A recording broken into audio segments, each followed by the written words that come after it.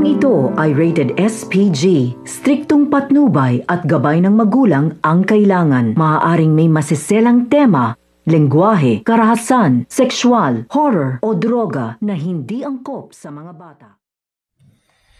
Tuluyan na nga nakalaya itong si Tinding mula dito sa pagkakakulong dahil nga sa ginawang tulong ng kanyang apong si Tanggol, dahil nga naibenta na ni Tanggol yung mga alas na ninakaw niya mula dito kay Roda.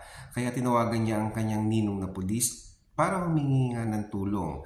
Pero ang ginawa nga ni Tanggol ay nag-utos nga siya sa isa sa mga kanyang kaibigan upang piyansahan ang kanyang lola Tinding. Sa paglabas nga ni Tinding dito sa bilangguan ay sakto naman na paglabas nito ni Rigor sa kanyang opisina.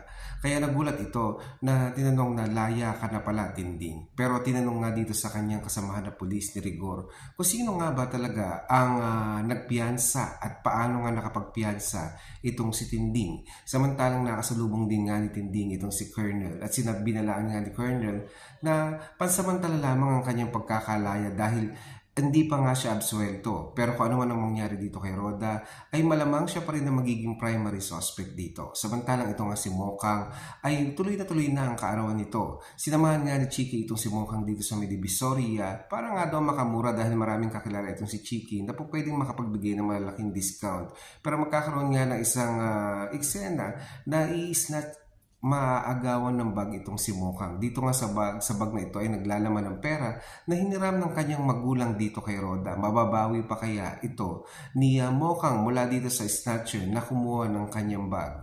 Samantalang ito nga si Rigor ay galit na galit pa rin nga dito kay Tanggol. Marami pa nga tayo pakakabangan ng mga eksena dito lamang yan sa FPJs Batang Quiapo.